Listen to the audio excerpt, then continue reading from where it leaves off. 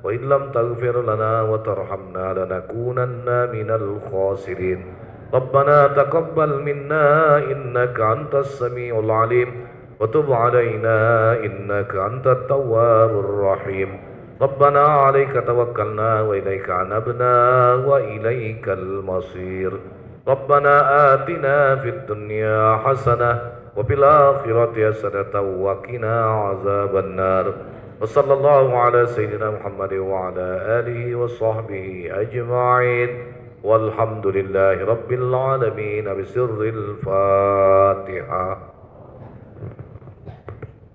إياك نعبد وإياك نستعين اهدنا الصراط المستقيم صراط الذين أنعمت عليهم غير المغضوب عليهم ولا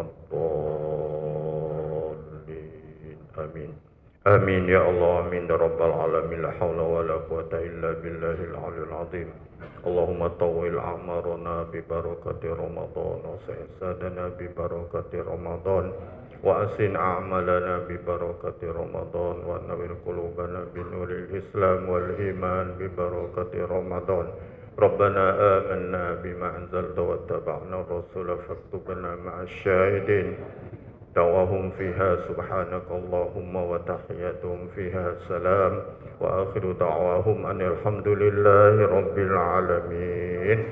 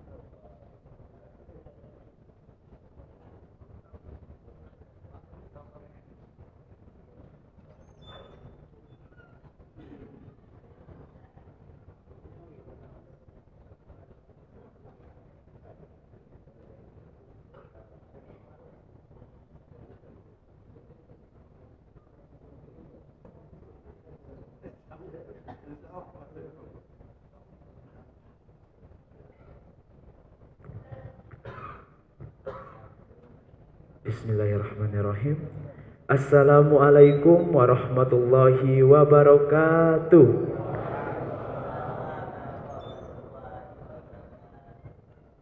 Hadirin para jamaah dan pemirsa YMA TV Palembang Official serta TVRI Sumatera Selatan yang dirahmati Allah Subhanahu wa taala. Alhamdulillah segala puji bagi Allah Subhanahu wa taala yang telah memberikan kita nikmat iman dan juga sehat. Salawat serta salam semoga selalu tercurah kepada junjungan kita Nabi Muhammad sallallahu alaihi wasallam. Alhamdulillah pada hari ini Kamis 6 Ramadan 1440 Hijriah atau bersamaan dengan 6 Maret 2025 Masehi. Telah hadir bersama kita Al-Mukarram Al-Ustadz Kiai Haji Abdul Majid Dahlan yang akan menyampaikan ceramah dengan pembahasan hikmah di balik sunnah Rasulullah SAW. Sebelumnya kami informasikan kepada para jamaah yang ingin bertanya terkait pembahasan kali ini, kami persilakan untuk menuju mikrofon sudah disediakan dengan menyebutkan nama, asal domisili serta pertanyaannya. Baiklah, sebelum mulai acara pada hari ini, marilah kita membaca surat Ummul Kitab Al-Fatihah terlebih dahulu. Ala hadiniya wa ila hadratin Nabi Muhammad sallallahu alaihi wasallam. Al-Fatihah.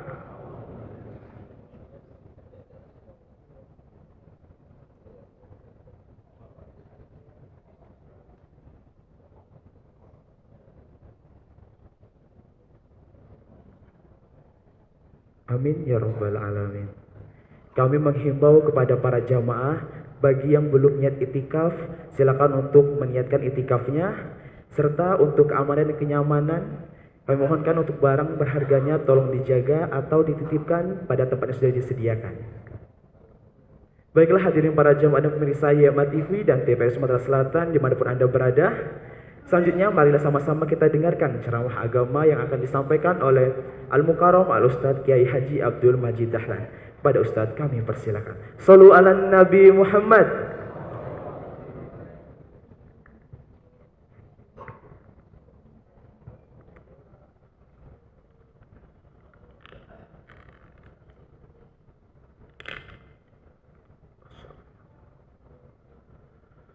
Assalamualaikum warahmatullahi wabarakatuh.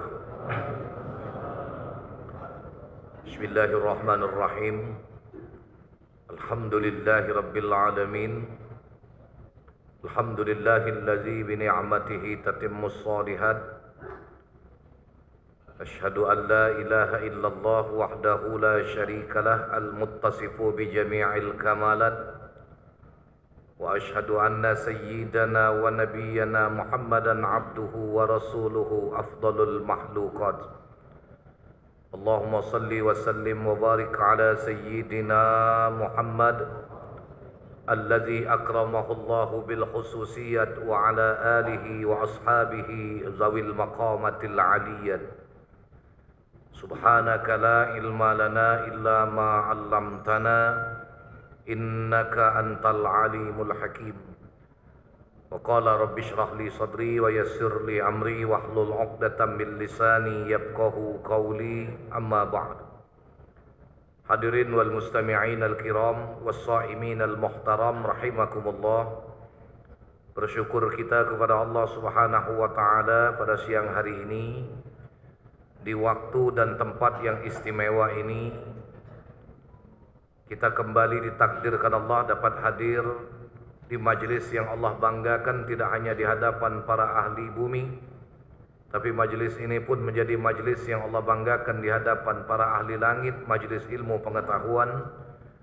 Dan yang tidak kalah pentingnya, sampai saat ini kita masih dapat melaksanakan rangkaian amaliyah puasa Ramadan di hari yang ke-6 di bulan Ramadan tahun 1446 Hijriah.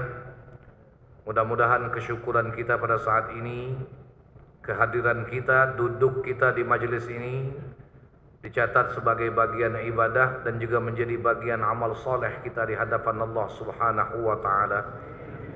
Salawat dan salam kita mohonkan pula pada Allah Subhanahu wa taala agar selalu dan semoga tetap Allah limpahkan kepada qudwah dan uswah kita Nabi besar Muhammad sallallahu alaihi wa alihi wasallam, pada para keluarga, sahabat dan sekalian pengikutnya hingga akhir zaman. Tanpa terkecuali kita yang hadir pada saat ini, mudah-mudahan pada saatnya Allah berkenan menggolongkan kita menjadi ahlu syafaat Rasulullah di yaumil qiyamah. Amin ya rabbal alamin. Hadirin rahimakumullah, tanpa terasa 5 hari sudah kita lalui rangkaian pelaksanaan amaliyah Ramadan kita. Tentunya kita semua berharap apakah itu amaliyah yang wajib ataukah itu yang sunnah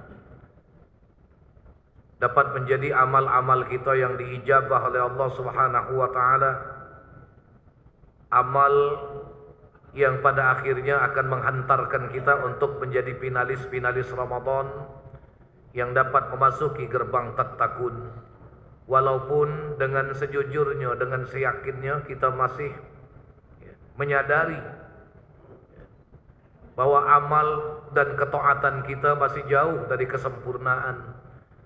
Amal dan ibadah kita masih jauh dari apa yang diharapkan oleh Allah, apa yang diminta oleh Allah, apa yang dicontohkan oleh Rasulullah sallallahu alaihi wasallam. Namun tentunya di majelis-majelis seperti inilah kita mendapatkan motivasi untuk tetap bersemangat menyempurnakan rangkaian amaliyah ibadah dan ketaatan kita kepada Allah Subhanahu wa taala. Sebab manusia ini, hadirin sekalian, apalagi di zaman media sosial saat ini, kalau pergi berjalan tidak bawa HP, mulai hatinya bingsal. Tahu bingsal? Bahasa Perancis itu.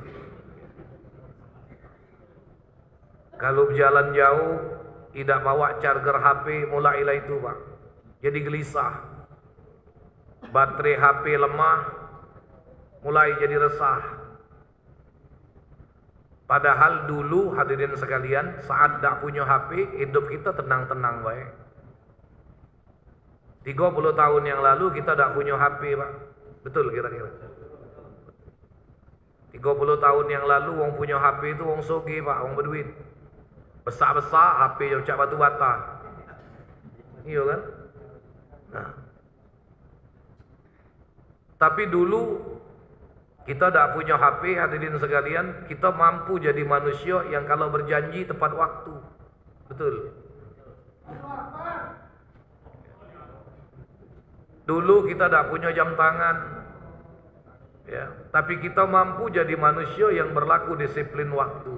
Betul. Nih. Tapi zaman sekarang kadang-kadang ada manusia punya HP sekali 3. Aku lagi bingung Pak, apa bisnis wong ini. Iya kan? HP kecil, sampai HP petak, sampai ada HP pecah papan sabak itu.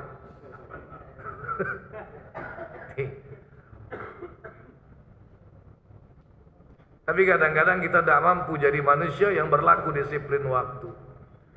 Maka itu puasa Ramadan ini, hadirin sekalian, ada nilai tarbiyahnya, ada nilai pendidikannya, mendidik kita untuk menjadi manusia yang dapat menjadi orang yang disiplin waktu, setidaknya disiplin dalam waktu makan dan minum. Ketika terbit fajar, maka semua aktivitas makan, minum diminta untuk dihentikan. Sampai kapan? Sampai yakin sempurna tenggelamnya matahari. Baru kemudian silahkan kita makan dan minum. Belum cukup sampai di sini, kita dituntun juga dengan kesunahan-kesunahan yang menjadi penyempurna rangkaian ibadah dan amaliyah Ramadan kita. Begitu banyak sunnah-sunnah yang dianjurkan, yang dicontohkan oleh Rasulullah SAW berkaitan dengan Ramadan dan berkaitan dengan ibadah puasa. Di antaranya, bagi yang berpuasa, iza tayaqqanal ghurub, apabila telah berkeyakinan masuknya matahari dengan sempurna, segera untuk berbuka. Demikian juga takhirus suhur, mentakhirkan makan sahur. Ini bagi siapa yang memungkinkan. Kalau untuk ukuran sekarang, hadirin sekalian, sunnah makan sahur di takhir itu kira-kira jam 4:15 Pak. Untuk ukuran sekarang. Sebab waktu subuh kita jam 4:53 menit. Ya, nih. Dalam kitab Takrirat itu dijelaskan afdolnya makan sahur itu seandainya kita sempurna makan, sempurna minum, berhenti. Dari kita berhenti sempurna makan dan minum itu seukuran kira-kira kita bisa membaca 50 ayat. 50 ayat yang standar. Standar ukurannya surat Kahfi, bukan Kulhu. Nah, Kahfi itu 110 ayat. Kalau dibaca tartil itu lebih kurang setengah jam. Kalau dipotong dibagi 55 ayat itu kisaran sekitar 15 menit, seperempat jam. Nah, saat kita berhenti sempurna daripada makan dan minum di waktu sahur, seukuran dapat membaca 50 ayat masuk waktu imsak. Jadi ukuran sekarang kira-kira jam 4:15 menit. Dan di dalam kesunahan sahur itu ada keberkahan.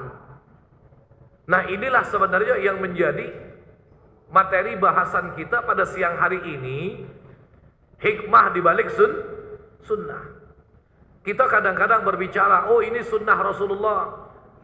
Tapi kadang-kadang kita sendiri yang mengamalkan tidak tahu apa hikmah dibalik sunnah yang kita lakukan. Kenapa begitu Pak Ustadz? Ini karena keterbatasan ilmu kita. Karena keterbatasan kita di dalam memahami rahasia di balik suatu amaliyah sunnah yang dicontohkan oleh Rasulullah. Rasulullah itu adalah seorang nabi, hadirin sekalian. Di mana Rasulullah itu kalbunya penuh dengan nur. Maka ketika memandang setiap suatu permasalahan, Rasulullah itu dengan basirah, bukan dengan basor. Dengan mata hati yang disertakan dengan nur, sehingga Rasulullah itu dijadikan oleh Allah Subhanahu wa taala memandang suatu perbuatan itu sampai kepada rahasia dari hakikat amal perbuatan itu. Sementara kita belum sampai kepada level pandangan sebagaimana yang dipandang oleh Rasulullah sallallahu alaihi wasallam. Tapi kita diperintahkan oleh Allah untuk mengikuti Rasulullah. Apapun amaliyah sunnah yang dianjurkan oleh Rasulullah, yang dicontohkan oleh Rasulullah, maka sikapilah dengan husnuzan. Sikapilah dengan prasangka yang baik. Dalam sebuah hadis, apa kata Rasul sallallahu alaihi wasallam? Ya ayyuhan nas, innallaha azza wa jal amarani an u'allimakum mimma 'allamani wa u'addibakum mimma addabani. Wahai sekalian manusia, kata Rasulullah, sesungguhnya Allah azza wa jal telah memerintahkan kepadaku untuk mengajarkan kepada kalian dari apa yang sudah diajarkan oleh Allah kepadaku. Dan Allah Subhanahu wa taala memerintahkan kepadaku untuk mendidik kalian dengan pendidikan adab, di mana adab itu telah diajarkan oleh Allah kepadaku. Ini menunjukkan betapa sempurnanya Rasulullah sallallahu alaihi wasallam. Aku diperintahkan untuk mengajarkan kepada kalian apa yang sudah diajarkan oleh Allah kepadaku. Dan aku juga diperintahkan untuk membimbing kalian dengan adab yang sudah diajarkan oleh Allah kepadaku. Ini mohon maaf hadirin sekalian, tanpa ada niat untuk menyudutkan.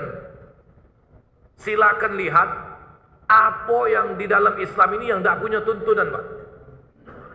Dari hal yang sekecil apapun sampai hal yang berat, Islam punya tuntunan yang dicontohkan oleh Rasulullah sallallahu alaihi wasallam.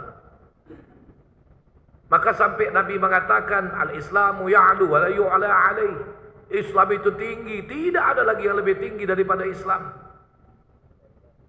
Saat ini kita di dalam masjid. Masuk masjid, Islam punya tuntunan. Rasulullah mencontohkan masuk kaki kanan. Jangan lupa Allahumma ftahli abwaaba rahmatik. Keluar masjid kaki kiri. Allahumma ftahli abwaaba fadlik.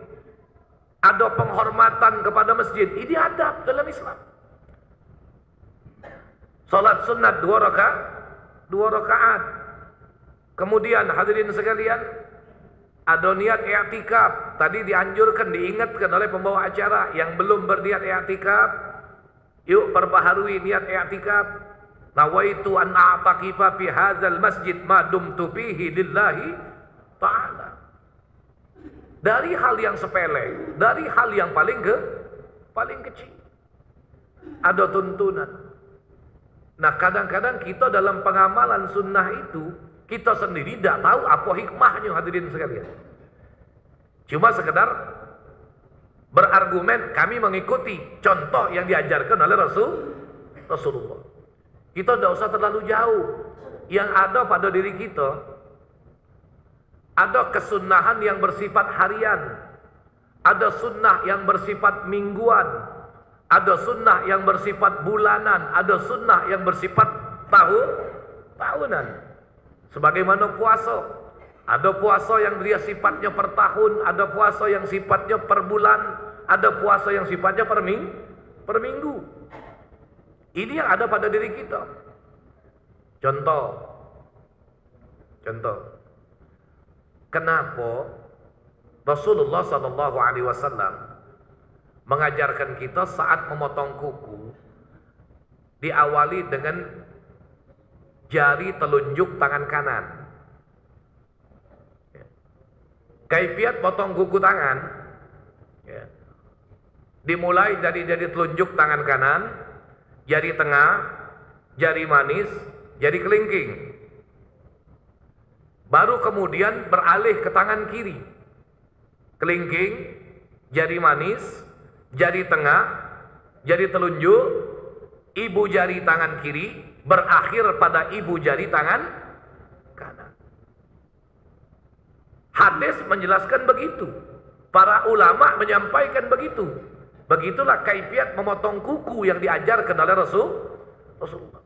Tetapi apa hikmahnya? Nabi mencontohkan kita motong kuku dimulai dengan jari telunjuk tangan kanan. Kadang-kadang sampai detik ini kita tidak mampu menjawabnya. Maka dijelaskan oleh Imam Al-Ghazali dalam kitab Arba'in fi Usuluddin. Apa kata beliau? Kenapa Rasulullah memulai dengan jari telunjuk tangan kanan? Sebab di antara 10 jari tangan, yang paling istimewa adalah jari telunjuk tangan kanan. Karena jari telunjuk tangan kanan ini menjadi isyarat untuk mentauhidkan Allah Subhanahu wa ta'ala. Kalau kita baca tasyahud, yang diangkat jari tengah, apa jari telunjuk? Jadi telunjuk. Begitu istimewanya, sampai-sampai ini bukan minta-minta, andai jari telunjuknya buntung, boleh tak Ustaz diganti pakai jari tengah? Asyhadu alla.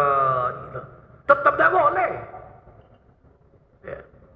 Tetap dengan menggunakan jari telunjuk. Nah, itu ternyata hikmah sunnahnya. Kenapa Rasulullah mengajarkan kita untuk memotong kuku dimulai dengan jari telunjuk? Sebab jari telunjuk ini anggota jari kita yang paling istimewa. Menjadi isyarat untuk mengesahkan Allah, untuk mentauhidkan Allah. Lebih-lebih di bulan Ramadan, kita memang dianjurkan oleh Rasulullah untuk mentajdidus syahadah, memperbaharui, mengulang-ulangi kalimat syahadat kita. Paling tidak sesudah salat fardu yang 5 waktu, begitu selesai salam, asyhadu an la ilaha illallah, astaghfirullah. Inilah inti dari ajaran tauhid yang telah didengung-dengungkan oleh para nabi-nabi terdahulu. Sehingga tidak ada seorang nabi pun melainkan pasti pernah mengucapkan kalimat la ilaha illallah. Maka dalam hadis Rasulullah mengatakan, afdalu ma qultu ana wan nabiyyuna min qabli la ilaha illallah. Seabdal-abdal ucapan aku, demikian juga para nabi sebelum aku, kata Rasulullah, adalah ucapan kalimat la ilaha illallah. Kenapa kita dianjurkan banyak mengulang-ulangi persaksian tidak ada Tuhan selain Allah? Hadirin yang dirahmati Allah, dari bulan Syawal yang lalu sampai ketemu Sya'ban di tahun ini, 11 bulan sudah kita lalui. Kemungkinan akidah kita tercemar oleh begitu banyak polusi-polusi kehidupan. Kemungkinan tauhid kita menjadi rapuh karena ujian hidup yang begitu banyak kita temui. Maka keyakinan dan akidah tauhid yang tercemar dan rapuh ini di bulan Ramadan kembali kita diajak oleh Rasul sallallahu alaihi wasallam untuk kita kokohkan kembali. Makanya habis salat fardu kita mengucap kalimat itu. 37 kali kalimat ini Allah ulang dalam Al-Quran. Meskipun dengan ujung redaksi yang berbeda. La ilaha illallah, la ilaha illa huwa, la ilaha illa anta, la ilaha illa ana. Meskipun dengan ujung redaksinya yang berbeda, tapi tetap sama pada makna, yaitu penyaksian bahwa tidak ada Tuhan yang patut untuk disembah dengan sebenar-benarnya, ya.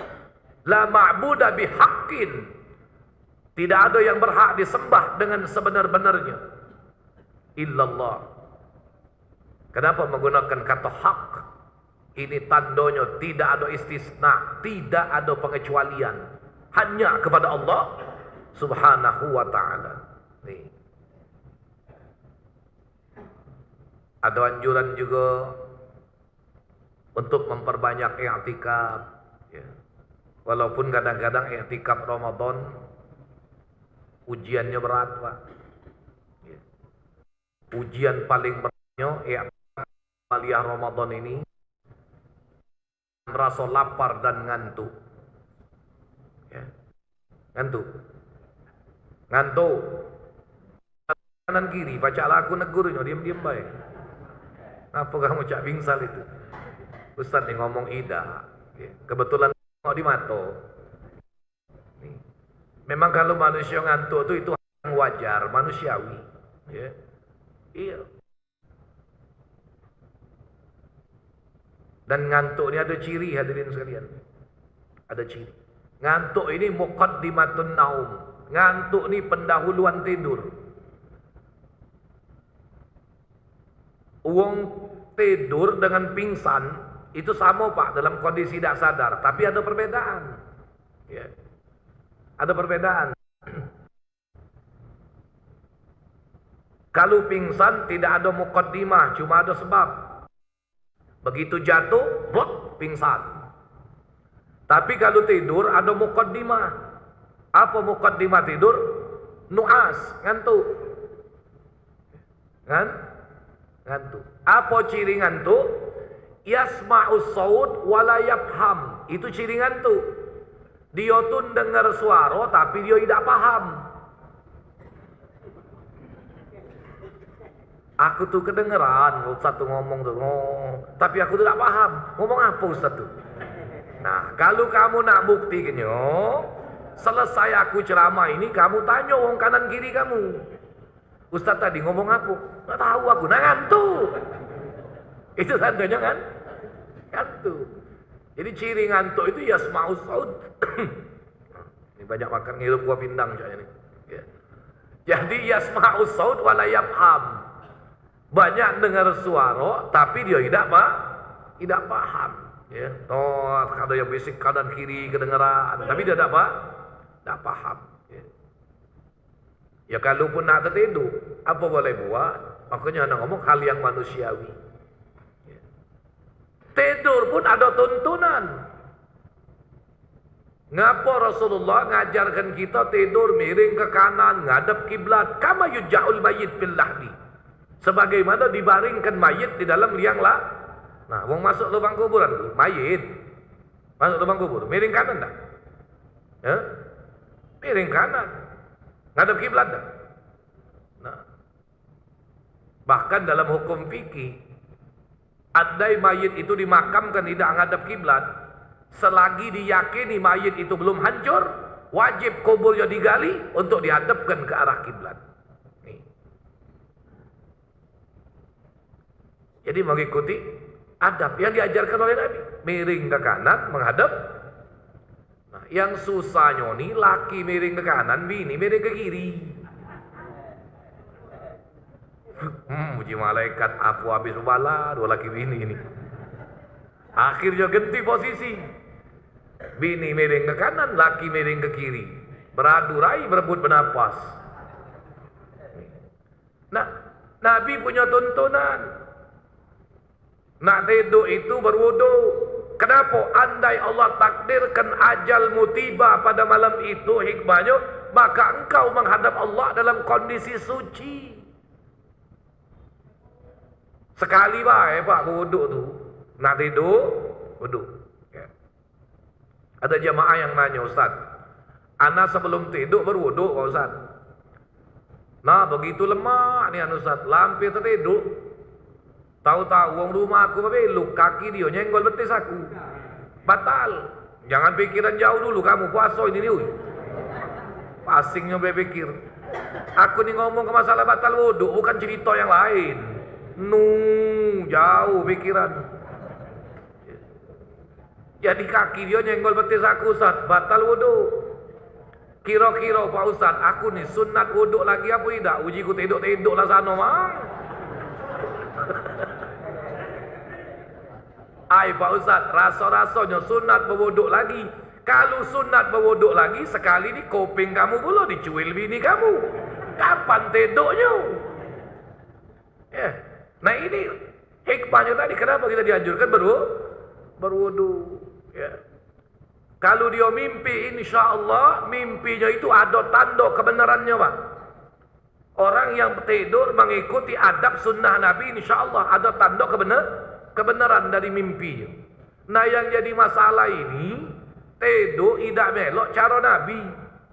Basingnya baik. Iya. Kadang-kadang maca doa tidur lagi lupa. Apalagi nak maca bismillah selikur. Tahu kau nang bismillah selikur? Hah? Apa dia selikur? 21. Bismillah 21 kah? 21 kali. Ada tidak melok cara Nabi, tidak mengikuti sunnah Nabi. Jangan heran kadang-kadang tidur mimpi jahat. Lagi lemah tidur Pak jerit. Oh! Begitu ditanya bininya, kakak ngapa, ada apa? Jembatan Ampera roboh. Mimpi jahat. Ada melok Nabi. Tapi inilah sempurnanya, lagi-lagi sempurnanya Islam Pak. Mimpi jahat pun dalam Islam ada tuntunan. Mimpi jahat ada tuntunan. Anda kalau mimpi jahat, begitu bangun, jangan lupa baca ta'awuz. A'udzubillahi minasyaitonirrajim. Yang kedua, baca doa. Allahumma inni a'udzubika min sayyiatil akhlaq wa min a'malis syaitan. Itu doa kalau mimpi jahat. Apa dia? Allahumma inni a'udzubika min a'malis syaitan wa min sayyiatil ahlam. Ya Allah, aku berlindung kepada Engkau dari tingkah laku perbuatan syaitan dan daripada kejahatan mimpi. Itu doanya. Sunat merubah posisi tidur. Kalau tadi dalam posisi telentang, sunat miring ke kanan. Kalau dia posisi berbaring di atas lambung kanan, sunat posisi terlentang, jangan nengkurap baik. Dan yang keempat, sunat ketika mimpi jahat itu isyarat berludah. Isyarat berludah, Mang. Jelas-jelas, jangan salah paham. Bukan beludah. Sunat isyarat berludah ke kiri 3 kali. Isyarat berludah ke kiri. Mak ini nak caranya. Nah.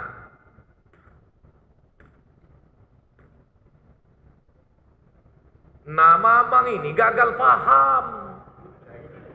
Beludah nian. Kan tak rai bibik sebelah itu. Ay, bala. Entar ay tahulah dewek pak, ludah tengah malam ludah bang tidur. Pakam kalau. Apa besok pagi nangis bibi. Ustaz. Mamang kau dah sayang lagi sama aku. Ngapo bi? Semalam Ustaz lagi tidur pada cos 3 kali lah ikut digundai. Akibat mamang gagal paham. Jadi isyarat berludah, bukan berludah. Paham cara isyarat berludah aja tadi Yang nonton melalui channel YouTube Yayasan Masjid Agung TV, ya. Awas jangan gagal paham.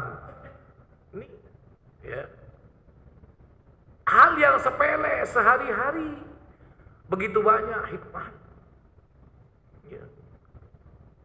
Maka itu sampai Imam Najamuddin An-Nasbi dalam Kitabul Adab itu menjelaskan membagi waktu tidur itu kepada beberapa tingkatan, hadirin sekalian. 1, ada tidur pada waktu ailulah. 2, ada tidur pada waktu failulah. 3, ada tidur pada waktu qailulah. Yang 4, ada tidur pada waktu hailulah. Dan yang 5, ada tidur pada waktu ghailulah. Yang pertama, tidur pada waktu ailulah. Kapan? Itulah tidur ba'da subuh. Tidur habis salat subuh, tidur.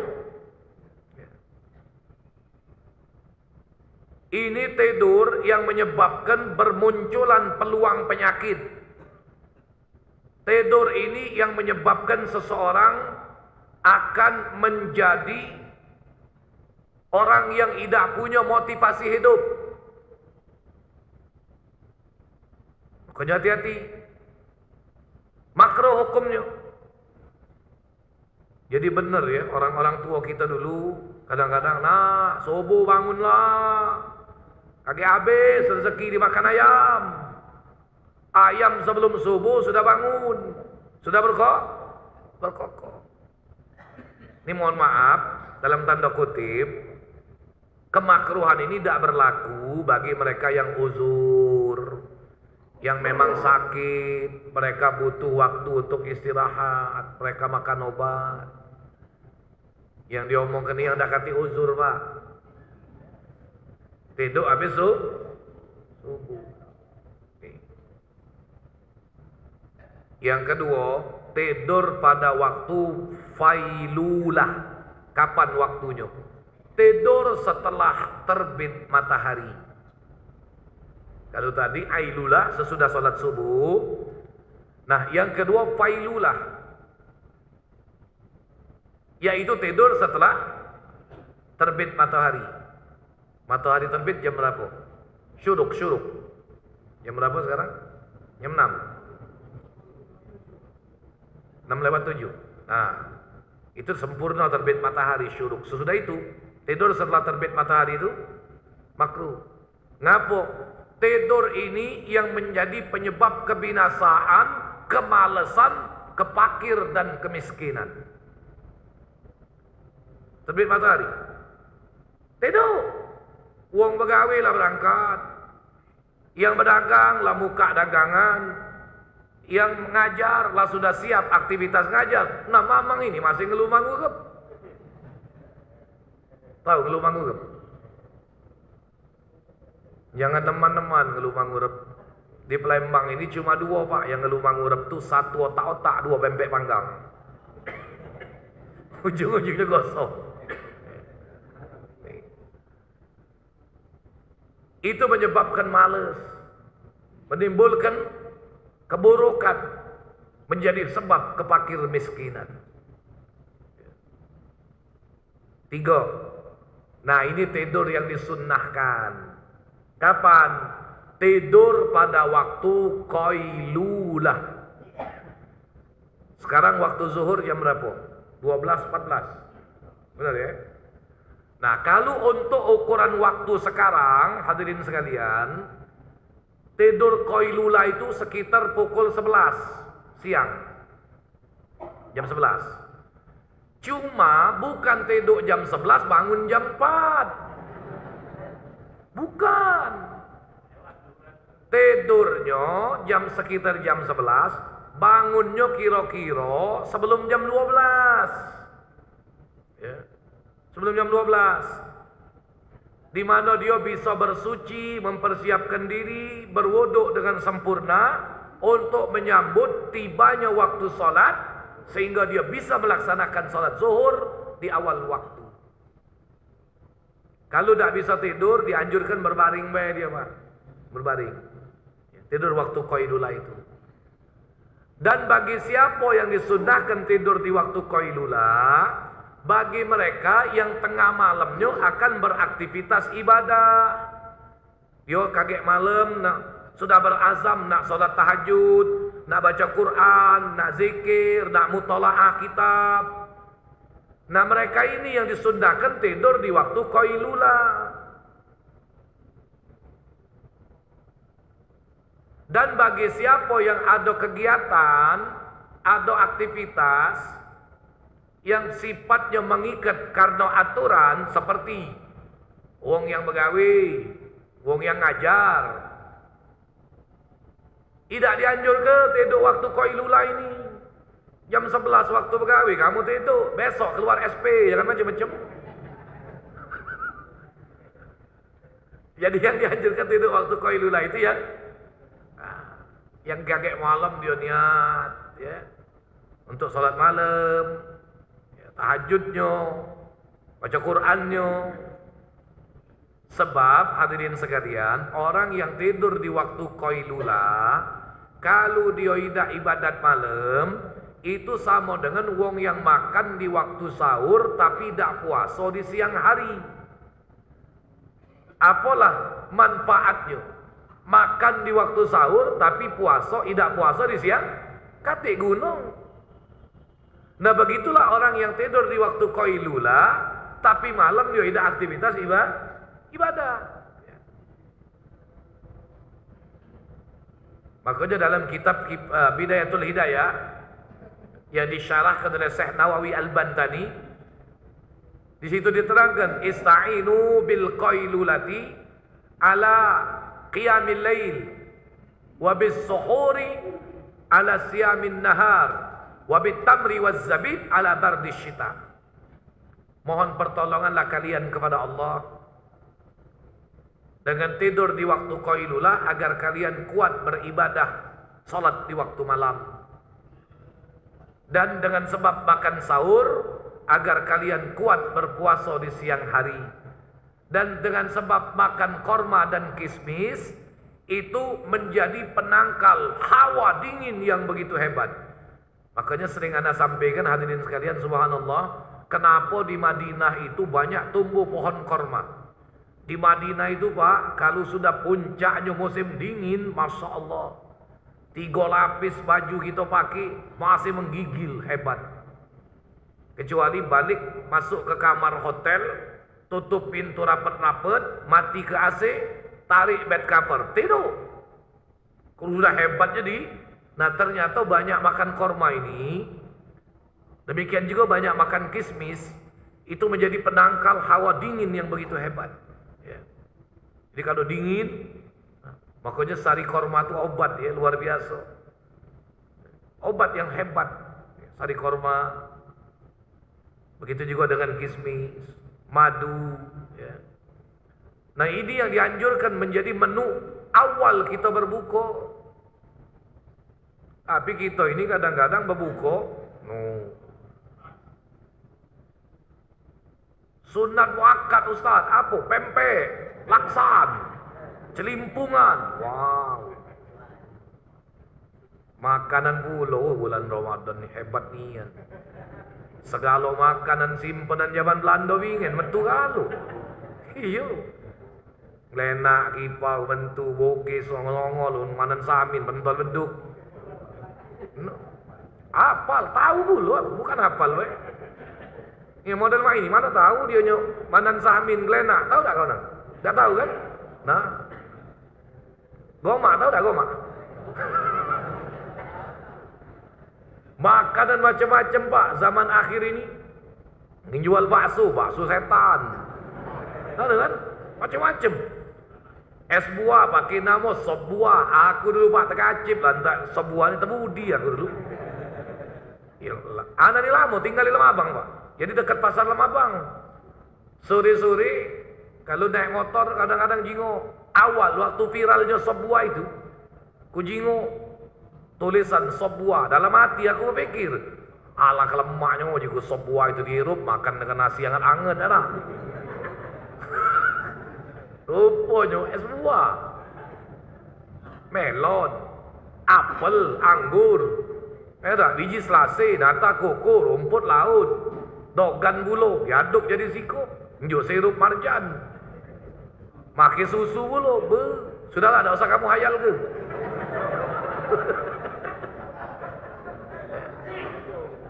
Alah kenikmatnya, nah.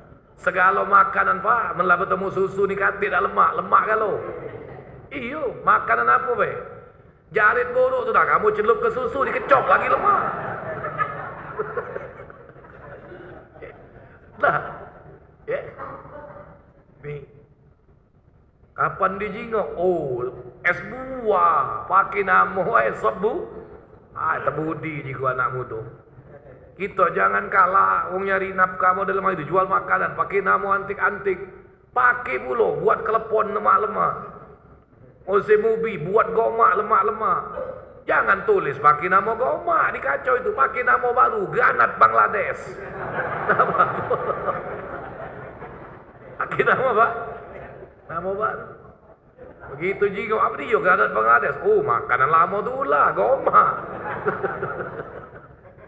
Nah jangan teman-teman tu cerita makan ni. Tidur waktu koilula. Nah yang keempat ada tidur waktu failula, hailula. Pakai hak kecil, hailula. Kapan itu? Ini tidur yang disebut tidur penghalang. Maksudnya apa? Tidur sesudah azan, dia belum solat. Ya. Azan sudah masuk Pak, lah berkumandang. Karena dia beranggapan waktu sholat masih luas juga, tidur baik dulu. Nah makruh ini, ya. Itu namanya hailulah, penghalang. Paling tidak dia sudah terhalang untuk mendapatkan keutamaan sholat di awal waktu. Kalau sudah tidur, lewat tak fadilat sholat di awal waktu? Lewat. Ya. Nah yang kelima hadirin sekalian, ada tidur yang disebut dengan ghailulah, pakai huruf ghin, ghailulah. Ya. Apa itu? Ini tidur yang juga mengakibatkan kerugian, kebinasaan. Kapan? Tidur sesudah sholat asar sampai menjelang tenggelam matahari. Maksudnya di sepanjang waktu itu. Makanya para ulama melarang kita jangan tidur sesudah asar, ya. Sampai menjelang tenggelam matahari. Ya. Itu akan menimbulkan was-was, menimbulkan penyakit. Ya. Namun anda jelaskan lagi, kemakruhan ini tidak berlaku bagi mereka yang uzur. Termasuk juga sesudah sholat maghrib, jangan tidur. Sebab itu waktu antara maghrib dan isya, waktu yang sangat dianjurkan oleh Rasulullah untuk kita hidupkan dengan aktivitas ibadah. Ya. Nah ini, Dan banyak lagi sebenarnya rahasia sunnah yang mungkin belum kita pahami, tetapi itu jauh sekian belas abad yang lalu sudah dicontohkan oleh Rasulullah sallallahu alaihi wasallam karena ketidaktahuan kita. Kenapa Rasulullah mencontohkan? Sebab Rasulullah sudah mengetahui hakikat rahasia dari suatu amal itu dengan cahaya kenabian. Begitulah yang dijelaskan oleh Imam Al-Ghazali di dalam kitab Arba'in fi Usuluddin. Ini saja barangkali yang dapat kami sampaikan. Mudah-mudahan menjadi manfaat. Ya, dan sebelum kita tutup dengan doa, tadi barangkali ada satu atau dua pertanyaan. Ya, silakan bertanya. Baiklah, untuk para jamaah yang ingin bertanya, boleh langsung ke mikrofon sudah disediakan Itu silakan. dengan menyebutkan nama, asal domisili dan juga pertanyaannya. Oke, silakan Bapak.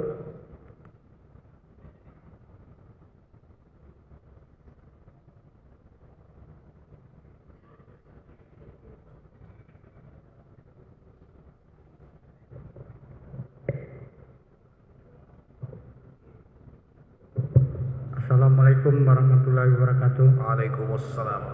Kenalkan, saya dengan Helmi dari Lampung. Siapa namanya? Helmi. Helmi Yahya. dari Lampung. Oh jauh, subhanallah. Yang saya tanyakan Ustadz, ada sunnahnya nggak kalau suami istri tidur, suami sebelah kanan atau istri sebelah kiri atau kebalikannya gitu? Ya, Yang kedua, apa yang dimaksud hadis kursi ya? Assalamualaikum warahmatullahi wabarakatuh. waalaikumsalam Waalaikumsalam warahmatullahi wabarakatuh. Terima kasih kepada Bapak. Anda jawab dulu ya. Ya, silakan Mas. Ya, terima kasih untuk saudara Helmi. Subhanallah, ini saudara kita dari Lampung, Pak. Jauh. Ya. Jadi ada sunnahnya, dak?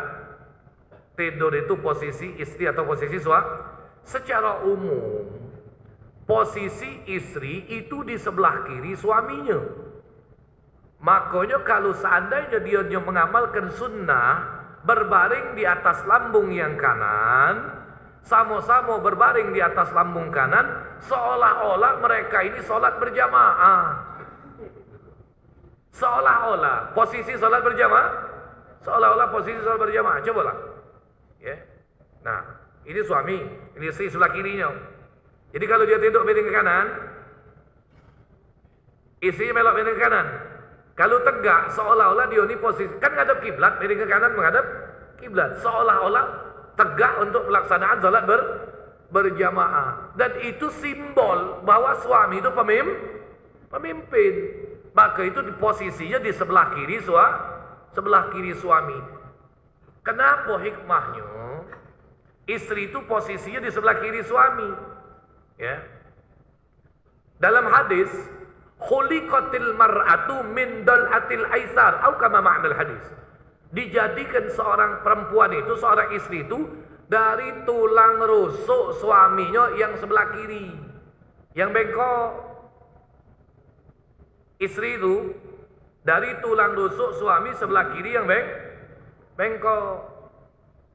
Nah, kalau tak percaya rekin. Bener tak rusuk kanan 18, rusuk kiri 17. Kemana sikoknya? Bininya ngembeknya.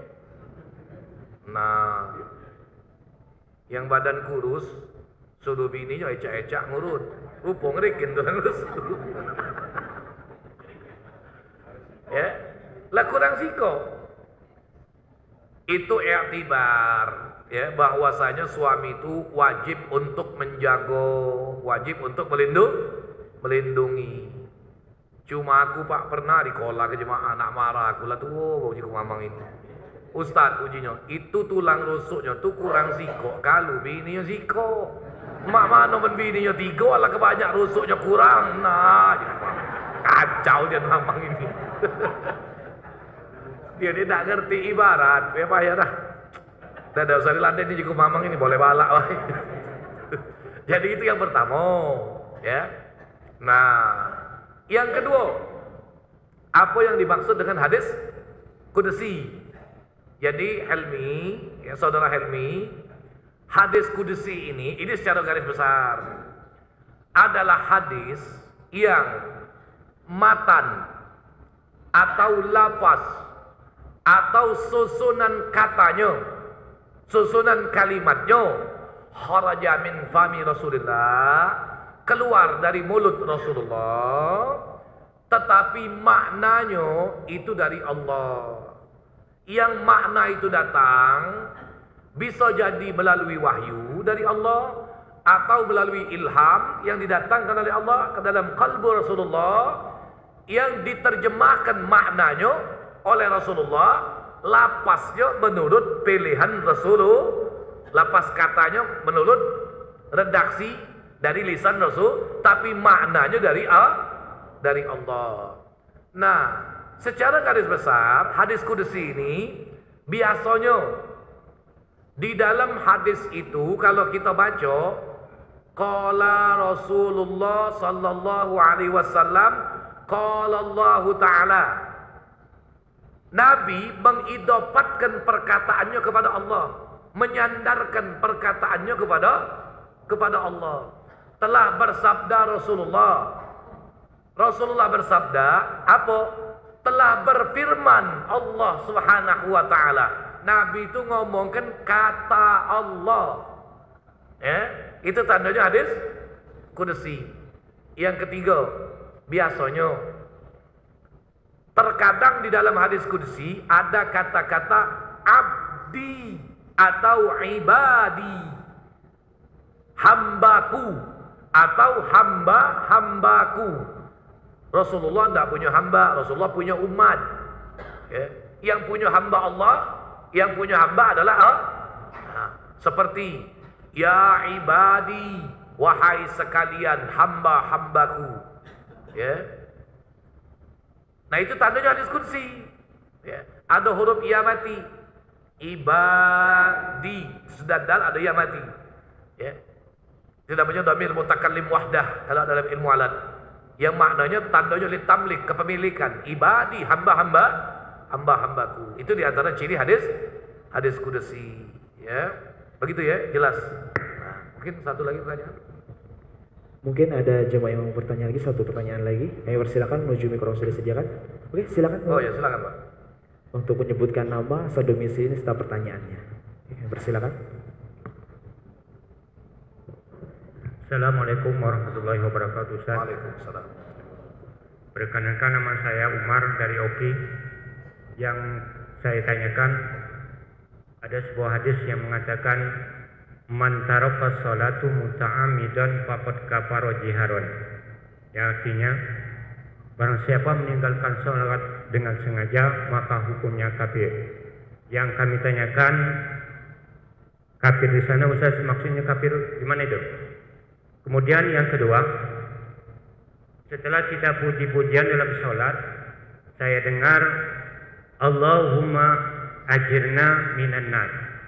Satu. Kedua, Allahumma ajirna minan nar. Yang kami tanyakan, gimana itu? Apa Allahumma ajirna minan nar? Apa Allahumma ajirna minan nar? Sekian, terima kasih.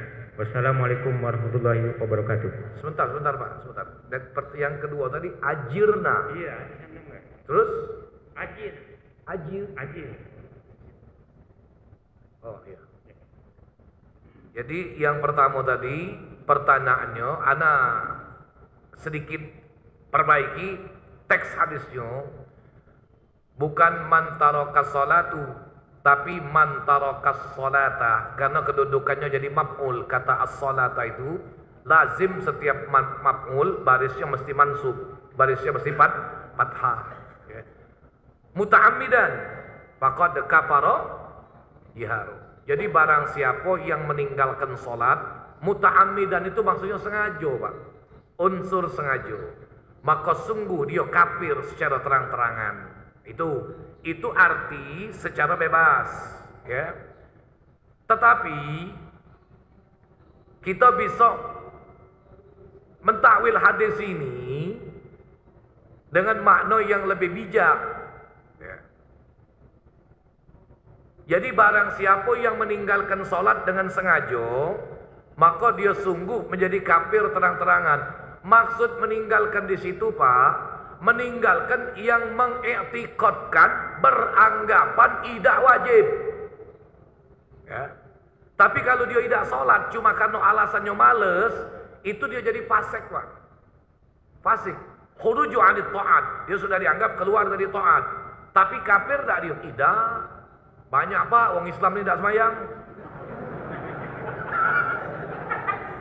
Lah. Apa nak kita kata ke kafir kalau? Tujanyo gitu, jangan macam-macam. Iya kan? Nah, dari ujung timur ke ujung barat, Pak, wong ni tahu kalau solat 5 waktu itu wajib. Cuma berapa banyak yang tidak salat? Iya kan? Kapan ditanya, ngapa kau tidak salat? Nak tahu sang, apalah aku. Kalau nak semayang lesunya aku. Tapi giliran berjalan, jajak pasar, sehat.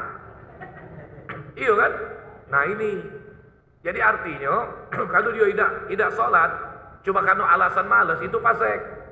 Nah yang dimaksud di sini tadi, meninggalkan salat, muta'ammidan, sengaja, itu sengaja yang maknanya memang sengaja mengiktikadkan atau menafikan, menganggap salat itu tidak wajib. Itu yang kafir, ya. Yang dianggap Rasulullah kafir. Bahkan dia termasuk di antara 6 makhluk dalam hukum syariat yang tidak dimuliakan. Ya. Salah satunya orang yang tarikus salat, orang yang meninggalkan salat. Itu. Kemudian pertanyaan yang kedua tadi, Allahumma ajirna. Pakai jim, Pak. Bukan azir, pakai zai. Jadi yang benar ajirna minan nar. Makna ajirna di situ ai salimna. Ya Allah, selamatkan kami daripada azab api neraka. Kalau berdasarkan hadis itu Nabi nganjurkan 7 kali dibaca, Pak. Allahumma ajirni kalau lafaznya mufrad. Allahumma ajirni minan nar. Allahumma ajirni minan nar, ya. Nah, kalau dia dhamir mutakallim wahdah, boleh dia dibaca jamak. Jadi dibaca Allahumma ajirna minan nar. Dan satu lagi hadirin sekalian, tidak setiap lafaz ni itu bisa jadi na. Yang boleh ni jadi na itu kalau dia ada ya mati, ada dhamir mutakallim wahdah, boleh lafaz itu jadi jamak, ya. Seperti pada doa Allahumma a'inni. Nah itu boleh jadi a'inna ala zikrika wa syukrika wa husni. Itu tak boleh jadi wa husna. Sebab itu bukan dhamir mutakallim wahdah. Jadi wa husni itu melok jadi atop dari kalimat zikri dan syukri. Maka jadi wa husni. Tak boleh jadi wa husna, ya. Begitu, Pak, ya. Wong ni kadang-kadang, Pak, kadang-kadang nak nambahin na kalau doa selamat tambahin na. Allahumma inna nas'aluka salamatan fid dinina. Nyit koping lah so denger. Isim ma'rifat alif lam itu tak boleh dimasuki dhamir. Sudah cukup dipangkal inna nas'alu, sudah cukup. Allahumma inna nas'aluka salamatan fid din, sudah cukup. Tak usah fid dinina wa afiatan bil jasadina. Terus kelak kena aku qoblal mautina. Tapi begitu qoblal maut tidak tambahnya nah. Nah, itu namanya kalau bahasa Arabnya, Pak, al-maca'-maca'. Ai jadilah walilah siap. Wallahu a'lam bissawab. Minta maaf, Pak, kalau tidak berkenan, ya. Yang bertanya mungkin itulah sebatas pengetahuan kami yang bisa kami berikan jawaban. Mudah-mudahan bermanfaat.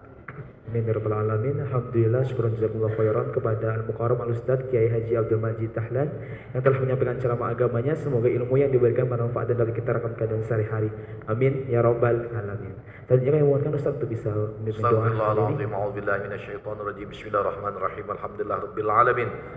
حمدا يوافي نعمه ويكافئ مزيده يا ربنا لك الحمد كما ينبغي لجلال وجهك الكريم ولعظيم سلطانك اللهم صل وسلم وبارك على سيدنا محمد وعلى ال سيدنا محمد اللهم يا فارق الفرقان ومنزل القرآن بالحكمة والبيان بارك اللهم لنا في شهر رمضان بارك اللهم لنا في شهر رمضان بارك اللهم لنا في شهر رمضان اللهم اهدنا بهداك واجعلنا ممن يسارع في رضاك ولا تولينا وليا سواك ولا تجعلنا ممن خالف امرك وعصاك وحسبنا الله ونعم الوكيل ولا حول ولا قوة إلا بالله العلي العظيم ربنا آتنا في الدنيا حسنة وفي الآخرة حسنة وقنا عذاب النار وصلى الله على النبي المختار والحمد لله رب العالمين تقبل الله منكم والسلام عليكم ورحمة الله وبركاته. Waalaikumsalam warahmatullahi wabarakatuh. Amin amin ya rabbal alamin. Berakhirnya doa tadi, maka baru acara kita pada hari ini. Kami informasikan kepada para jamaah bahwasannya pada sholat asar nanti akan ada ceramah agama yang insya Allah akan disampaikan oleh Al-Mukarram Al-Ustadz Kiai Agus Haji Muhammad Nurdin Mansur. Saya